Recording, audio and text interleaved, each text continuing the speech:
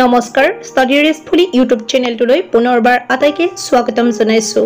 আজিৰ এই ভিডিঅ'টিত আমি 2025 বৰ্ষৰ ইংৰাজী প্ৰশ্নকাকতখনৰ ৰিডিং সেকশনৰ দ্বিতীয়টি পেছেজ অসমীয়াত আলোচনা কৰাৰ লগতে ইয়াৰ তলত দিয়া প্ৰশ্ন দুটাৰ উত্তৰ কৰিম। ভিডিঅ'টি আৰম্ভ কৰাৰ আগত দৰ্শকসকলক চেনেলটি সাবস্ক্ৰাইব কৰিবলৈ অনুৰোধ জনালো। সোশ্যাল মিডিয়া হৈছে যোগাযোগ আৰু বিষয়বস্তু বা কন্টেন্ট সৃষ্টি কৰাৰ এক মাধ্যম যাৰ সহায়ত ব্যৱহাৰকাৰীয়ে তথ্য, মতামত, ধাৰণা আৰু বহু কিবাকিবি ভাগ বতৰা কৰিব পাৰে।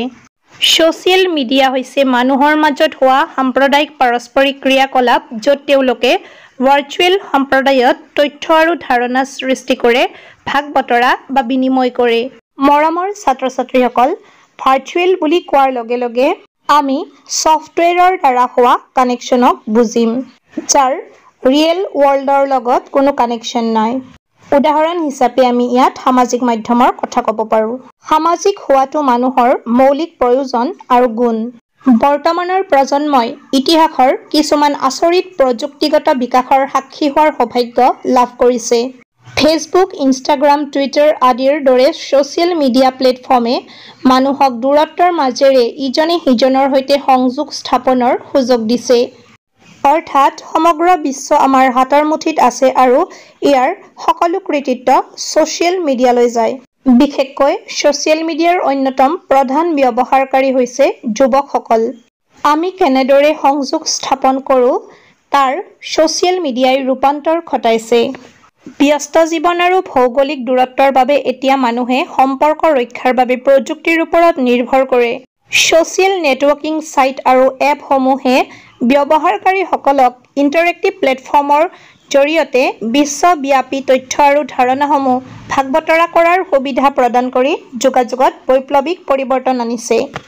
ডেস্কটপ, লেপটপ আৰু মোবাইল ফোনত প্ৰৱেশ কৰিব পৰা এই ছাইটসমূহৰ বৈশিষ্ট্য আৰু ব্যৱহাৰৰ সহজতাৰ বাবে জনপ্ৰিয়।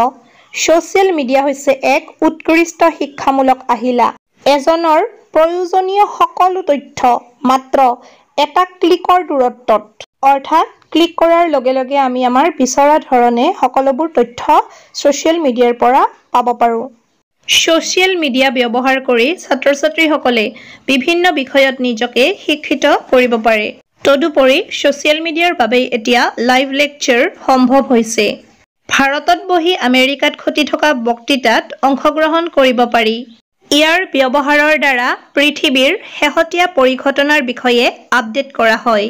ইয়াৰ দ্বাৰা সমাজৰ এক পৰিসৰৰ বিষয়ৰ প্ৰতি জনসচেতনতা বৃদ্ধি কৰাৰ সম্ভাৱনা আছে। সোশ্যাল মিডিয়াৰ কাৰণেই দূৰত্ব এতিয়া বাধা নহয়। আটাইতকৈ গুৰুত্বপূৰ্ণ কথাটো হ'ল ই যুৱ উদীয়মান শিল্পীসকলক বিনামূলীয়াকৈ নিজৰ প্ৰতিভা প্ৰদৰ্শন কৰাৰ এক সুন্দৰ মঞ্চ প্ৰদান কৰে। সোশ্যাল মিডিয়াৰ জৰিয়তেও এজনে কৰ্মসংস্থাপনৰ বাবে ডাঙৰ সুযোগ পাব পাৰে। ডিজিটেল মাৰ্কেটিঙৰ দ্ৰুত উত্থান আৰু সম্প্ৰসাৰণৰ ফলত ইয়াৰ বিস্তাৰত সোশ্যাল মিডিয়াই অপৰিহাৰ্য ভূমিকা গ্ৰহণ কৰিছে। মানুহে হয়তো বহু কথা শিকিব পাৰে আৰু ইয়াক ব্যৱহাৰ কৰি বিশ্বজুৰি বাতৰিৰ সৈতে আপডেট হৈ থাকিব পাৰে।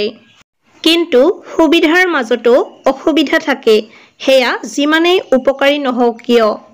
যদিহে সোশ্যাল মিডিয়াৰ ব্যৱহাৰৰ ওপৰত নিৰীক্ষণ কৰা নহয় তেন্তে ইয়াৰ ফলত চাইবাৰ গুণ্ডাগিৰি সৃষ্টি হ'ব পাৰে বা চাইবাৰ ক্ৰাইম সৃষ্টি হ'ব পাৰে, যিয়ে যিকোনো ব্যক্তিক যথেষ্ট প্ৰভাৱিত কৰে।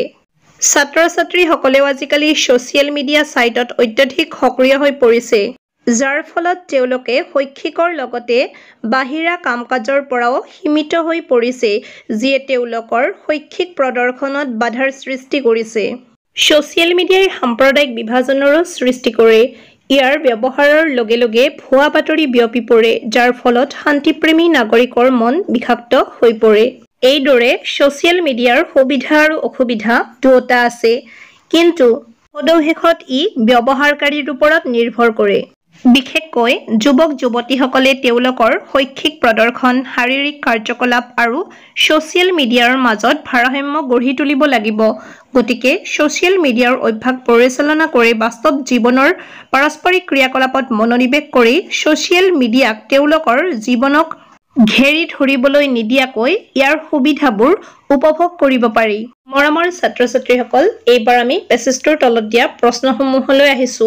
ইয়াত দুটা প্ৰশ্ন দিয়া হৈছে, এ আৰু বি। এৰ বাবে মুঠ নম্বৰ আছে 5 আৰু বিৰ বাবে আছে 3। A. On the basis of your reading of the above passage, make note on it and add a suitable title. ইয়াত আমাক পেছেজটোৰ লগত মিলাকৈ টকা এটা বনাবলৈ দিয়াৰ লগতে এটা suitable বা পেছেজটোৰ লগত মিলাকৈ শীৰ্ষক এটা দিব দিছে। Answer: different aspects of social media. A. Advantages: 1. Helps to communicate. 2. Different sites to communicate.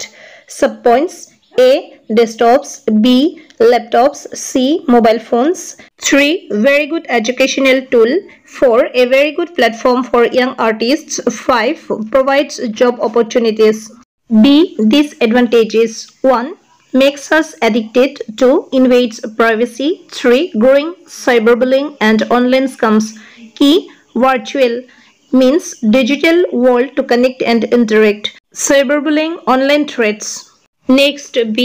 Make a summary of the above passage in about 80 words. Total marks 3. 80টা শব্দৰ ভিতৰত পেছেজটোৰ সামাৰি বা সাৰাংশ লিখিব দিছে। Answer: social media helps us in communication. It is related to virtual community where people can have communal interaction. Due to this, the whole world has become one today. Especially the young generation has become its dominant users. There are different sites where we can access through desktops, laptops, mobile phones and take advantage of them. Social media is also a very good educational tool. Now, distance is not a barrier. It is also a very good platform for young artists. Apart from this, we also get job opportunities from it. Along with the advantages of social media, there are many disadvantages too. It makes us addicted. People can invade our privacy. Fraudulent online scams and cyberbullying are increasing. It has a bad effect on children's academic activities as well as outdoor activities. If we maintain a balance between our personal life and social media use, then we can take full benefit without harming ourselves. আজিৰ এই ভিডিঅ'টিত ইমানখিনি আছিল। চাই ভাল লাগিলে like, share আৰু কমেণ্টৰ লগতে চেনেলটো ছাবস্ক্ৰাইব কৰিবলৈ নাপাহৰিবা। ধন্যবাদ।